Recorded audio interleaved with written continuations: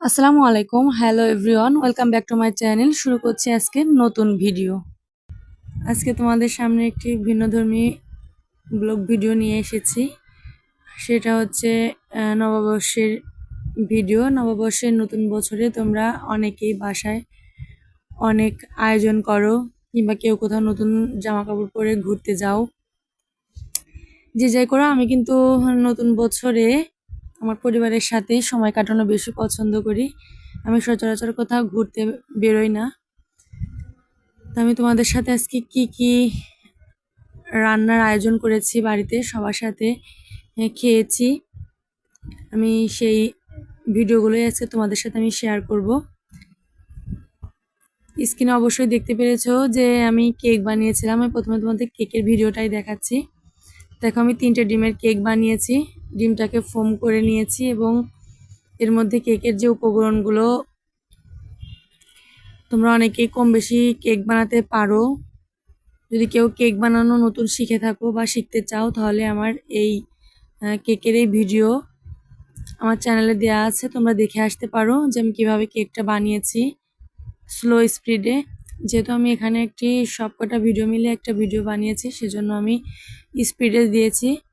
তোমরা এটা খুব ভালো মতো বুঝতে নাও পারো। দেখো আমি কিভাবে কেকটা রেডি করছি। আসলে আমার পরিবারে আমার বাচ্চা এবং আমার হাজব্যান্ড, মানে পরিবারের সবাই আমার হাতে কেক খেতে অনেক অনেক বেশি পছন্দ করে। সেজন্য নববর্ষ স্পেশাল আমি একটি কেক বানিয়ে ফেললাম।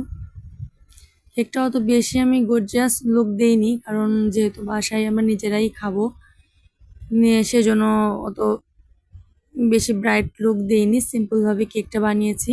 দেখো সবাই বন্ধুরা, কেমন হয়েছে কেকটি। এখন আমি তোমাদের দেখাবো পায়েস রান্না করেছি, খেজুরের গুড়ের খিরসা পায়েস। পায়েসটা খেতে কিন্তু অসম্ভব মজার হয়েছিল বন্ধুরা, তোমরা না খেলে বিশ্বাসই করতে পারবে না। দেখো, এটা যেহেতু আমি খেজুরের গুড় দিয়ে বানিয়েছি পায়েসটা, সেজন্য আমি খেজুরের পাটালি দিয়ে দিয়েছি এর মধ্যে, এবং মানে পরিমাণ মতো মিষ্টি দিয়ে একটু চিনি এবং পাটালি দুইটা, খেজুরের পাটালি দুইটা মিক্সড করে বানিয়েছি। এবং এখন তোমাদের আমি দেখিয়ে দিচ্ছি আমি মুরগি রান্না করেছিলাম। মাশাআল্লাহ, মুরগির মাংসটাও অনেক অনেক টেস্ট হয়েছিল, সবাই অনেক পছন্দ করেছে। আসলে মুরগির মাংস একটু কষানো কষানো, মানে ঝোল অল্প রেখে রান্না করলে এমনিতে অনেক টেস্টি হয়। তারপর আবার চাউলের চিতই পিঠার সাথে খেয়েছি, একদম সেই মজা হয়েছে। এখন তোমাদের লাস্ট স্টেপ দেখিয়ে দিচ্ছি চিতই পিঠা।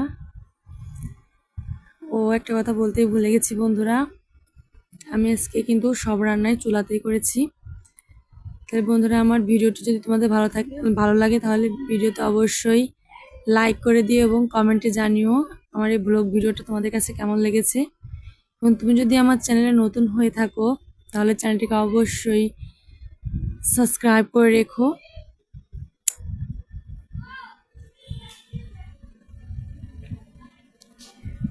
তাহলে দিন শেষে যে কয়টা আইটেম আমি বানিয়ে তোমাদের দেখালাম, আমি বানিয়েছি, হচ্ছে তার ফাইনাল লুক। কেক বানিয়েছি, পায়েস, দেখো পায়েসটা কত লোভনীয় হয়েছে, খেতে কিন্তু অসম্ভব মজার হয়েছিল। এবং ফুলকো ফুলকো চিতই পিঠা, মুরগির মাংস,